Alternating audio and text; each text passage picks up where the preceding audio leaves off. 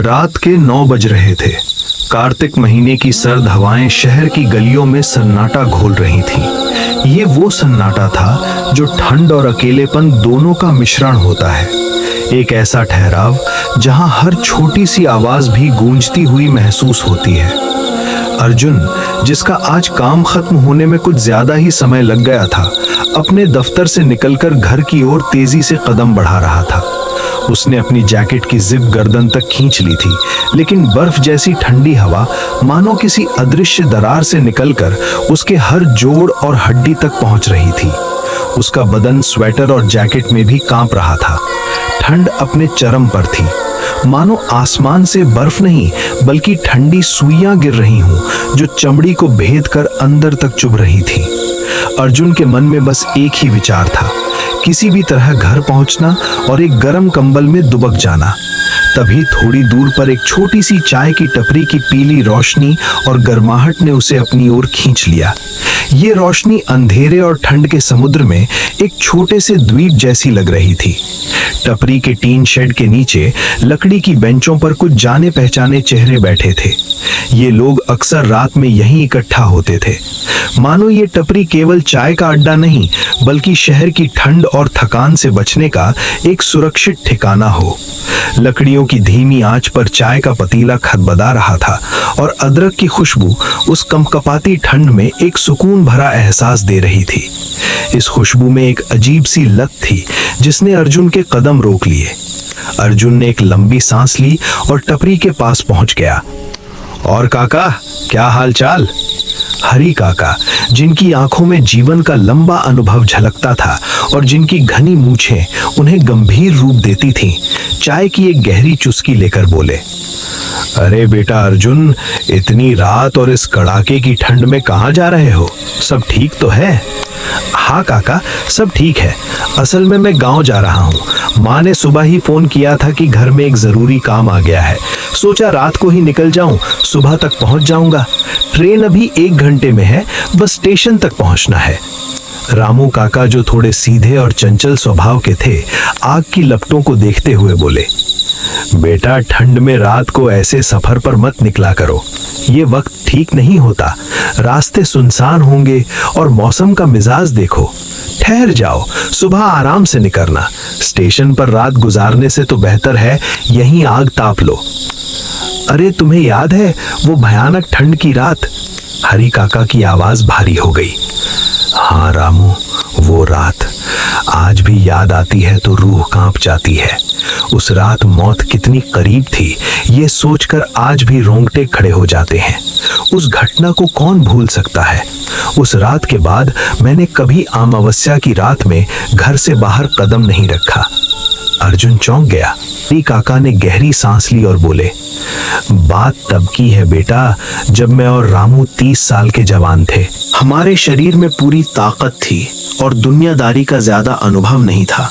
हम गांव के सबसे मजबूत जवान माने जाते थे।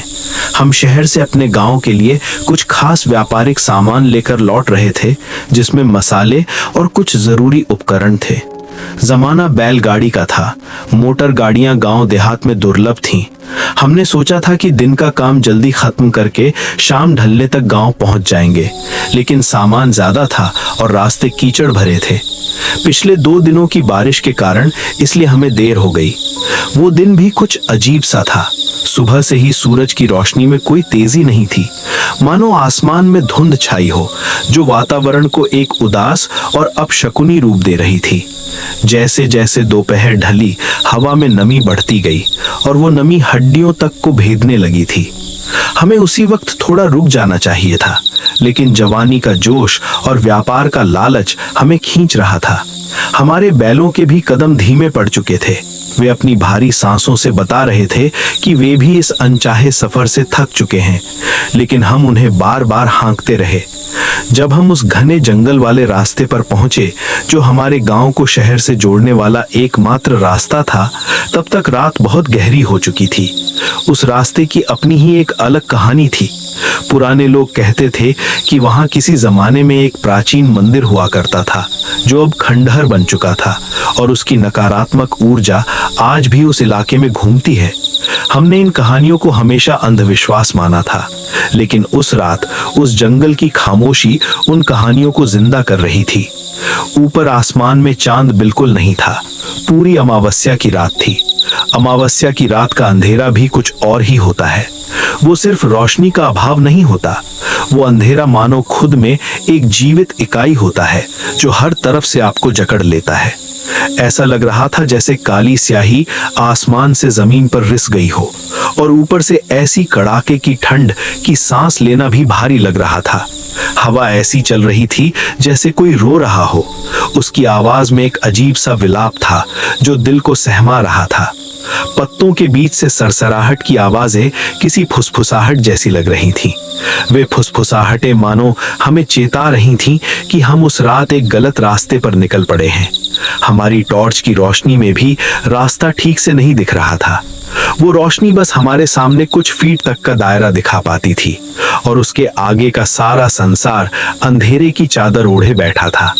हम दोनों बैलगाड़ी को हाँकते हुए जा रहे थे, टॉर्च की रोशनी में रास्ता टटोलते हुए। रास्ता बहुत खराब था, बैलों को हाँकने में भी दिक्कत हो रही थी, उनकी टांगें कीचड़ में धंस जाती थीं। इस मुश्किल सफर में हम बार बार भगवान का नाम ले रहे थे ताकि किसी भी तरह सुबह होने से पहले अपने गांव पहुंच जाएं। हमारे पास उस वक्त गर्म कपड़े भी, घना जंगल और कांटों भरी झाड़ियां थीं। हमने देखा सड़क के किनारे एक औरत खड़ी थी, एकदम अकेली, हवा में एक बेजान मूर्ति की तरह स्थिर थी, मानो किसी ने उसे अचानक वहीं जमा दिया हो। उसकी उपस्थिति उस रात के सन्नाटे को एक नई असहज परिभाषा दे रही थी। उसे इतनी रात को वहां देखकर हमारी छाती थक से रह गई।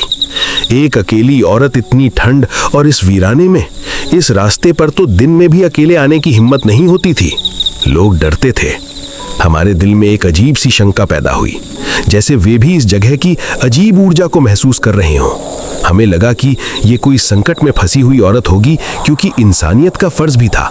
हमने सोचा हो सकता है ये कोई गांव की औरत हो जो रास्ता भटक गई हो या जिसके घर में कोई इमरजेंसी आ गई हो। जब हम उसके पास पहुंचे तो वो कांपती हुई आवाज में बोली, बाबूजी, आप लोग मुझे पास के गांव तक छोड़ देंगे, मुझे वहां पहुंचना है। उसकी आवाज में एक अजीब सी मिठास थी जो ठंड के बावजूद एक पल को राहत देती थी, लेकिन उस मिठास में एक अजीब सी कृत्रिमता भी थी। एक ऐसी आवाज जो किसी इंसान के गले से आती हुई महसूस नहीं हो रही थी। ऐसा लगा जैसे कोई बहुत पुरानी आवाज किसी गहरे कुएं से निकल रही हो। वो सादे पुराने कपड़े पहने हुए थी जो उस जमाने में गांव की औरतें पहनती थी। एक हल्की साड़ी और ब्लाउज, लग रहा था जैसे बहुत दूर से आ रही हो या फिर बहुत पुराने जमाने से आ रही हो। उसके चेहरे पर थकान और डर साफ झलक रहा था। उसकी आंखें लाल थीं, मानो वो घंटों रोई हो, लेकिन उसकी आंखें अंधेरे में भी चमक रही थीं, किसी बिल्ली की आंखों की तरह, एक अप्राकृतिक चमक। उसकी त्वचा बर्फ की तरह सफेद थी, मानो उसमें खून बचा ही ना हो। मैंने थोड़ा संदेह से पूछा, आप इतनी रात को इस सुनसान रास्ते पर क्या कर रही हैं? ये तो जंगली इलाका है, कोई जंगली जानवर भी आ सकता है या कोई बदमाश भी आपको लूट सकता है। मुझे साधन नहीं मिला बाबूजी, मैं शहर में किसी काम से गई थी, लेकिन बस छूट गई। मैंने सोचा पैदल ही चलूंगी क्योंकि गांव पहुंचना बहुत जरूरी था, लेकिन रास्ते में अंधेरा और ये भयानक ठंड, मैं तो डर गई थी। मैं घंटों से यहाँ इंतजार कर रही थी, मेरे पैर अब जवाब दे चुके हैं और फिर किस्मत से आप लोग दिख गए। मैं आपकी आभारी रहूंगी। उसकी आंखों से पानी नहीं टपक रहा था, लेकिन उसका चेहरा बिल्कुल एक बेबस, डरी हुई इंसान का था। रामू, जो हमेशा दूसरों की मदद के लिए तैयार रहता था और जिसका दिल मोम जैसा नरम था, तुरंत बोला, अब हम इतनी ठंड में इस बहन को सड़क पर तो नहीं छोड़ सकते। देखो कैसे कांप रही हैं, हमें मदद करनी चाहिए, यही इंसानियत है। बैठा लो, हम गांव तक पहुंचने में इनकी मदद करेंगे। रामू की ये बात सुनकर मुझे लगा कि हमें इंसानियत का फर्ज निभाना चाहिए, चाहे कितना भी डर क्यों न लग रहा हो। हमें उसकी हालत पर दया आ गई। हमने उसे बैलगाड़ी पर बिठाया और फिर से आगे बढ़ने लगे। जैसे ही वो गाड़ी पर बैठी, हमें लगा जैसे ठंड अचानक से 10 गुना बढ़ गई हो। बैलगाड़ी के अंदर का माहौल एकदम से बदल गया। एक ऐसी ठंड जो शरीर के बाहर से नहीं बल्कि अंदर से आ रही थी। ऐसा लगा जैसे हमारे चारों ओर की हवा जम गई हो। उस हवा में एक अजीब सी बर्फीली गंध थी, जैसे कोई बहुत पुराना बर्फ का टुकड़ा पिघल रहा हो। हमारी हड्डियां तक कांपने लगीं। ऐसा लगा जैसे हमारे शरीर का खून भी ठंडा पड़ गया हो। रामू जो बगल में बैठा था डरने लगा।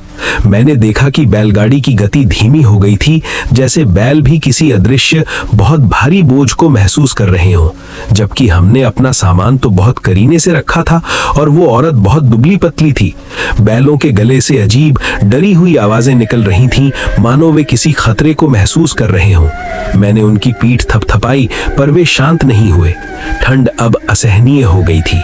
हम दोनों चुप थे। डर की वजह से हमारे पास बोलने के लिए शब्द नहीं थे। अगर आप दोनों को ऐतराज ना हो तो हम वहां कुछ देर आराम कर सकते हैं, आग ताप सकते हैं और फिर सुबह होते ही निकल चलेंगे। रात गुजारने के लिए वो जगह सुरक्षित है। उसकी आवाज अजीब सी दबी दबी थी, जैसे पानी के अंदर से आ रही हो या जैसे कोई गहरी गुफा से बात कर रहा हो। हमें भी ठंड लग रही थी और आगे का रास्ता भी खतरनाक था। सुबह तक इंतजार करना एक अच्छा विचार लगा। हवेली का नाम सुनते ही मेरे मन में फिर से डर पैदा हुआ, क्योंकि रानी खंडहर जैसी हवेली के पास रोका जो जंगल के बीचों बीच थी। हवेली देखने में ही भयानक लग रही थी। उसकी दीवारें काई से भरी हुई थीं, जो अमावस्या की रात में किसी डरावनी आंखों की तरह दिख रहे थे।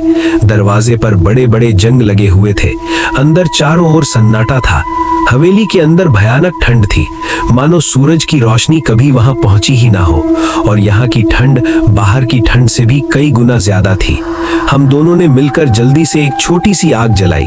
आग की लपटें उस अंधेरे और ठंडे कमरे में एक उम्मीद की तरह थीं, एक छोटा सा जीवन का चिन्ह। हम दोनों आग के और ठंडी हथेली तापने लगे। हमें लगा अब कुछ राहत मिली है। तभी हमने वो देखा। हम दोनों आग ताप रहे थे और उस औरत ने हमसे थोड़ा दूर ही रहने को कहा। वो एक अंधेरे कोने में खड़ी थी, जहां आग की रोशनी ठीक से नहीं पहुंच रही थी। दरवाजे के पास वो उस अंधेरे में लगभग अदृश्य थी। मैंने उसे आग के पास आने को कहा। बहन, ठंड लग रही होगी, यहाँ आग के पास आ जाओ, गर्माहट मिलेगी। उसने इस बात को ऐसे कहा जैसे आग कोई दुश्मन हो। नहीं, मुझे आग से डर लगता है। उसके इतना कहते ही एक अजीब सी बात हुई। हवेली के अंदर ठंडी हवा का एक भयानक झोंका आया, जिससे हमारा दिल बैठ गया और आग की लपटें अचानक से नीली पड़ गईं। नीली ठंडी लपटें। ये नीली लपटें कोई गर्मी नहीं दे रही थीं, बल्कि कमरे को और भी ठंडा कर रही थीं। और उसी नीली रोशनी में हमने उस औरत का असली रूप देखा। उसकी आंखें गहरे काले गड्ढों की तरह थीं, मानो उनमें कोई आत्मा ना हो। और वे आंखें हमें घूर रही थीं। उसके चेहरे पर एक अजीब भयानक मुस्कान थी, जो उसकी मानवता को छीन रही थी। और सबसे डरावनी बात, आग की रोशनी पड़ते ही उसकी छाया जमीन पर उसकी कोई छाया ही नहीं बन रही थी। वो एक साए की तरह लग रही थी, लेकिन साए की भी तो छाया होती है। ये तो हवा में तैर रही किसी चीज की तरह थी। हमारे रोंगटे खड़े हो गए। मेरे गले से आवाज निकलनी बंद हो गई। रामू की भी वही हालत थी।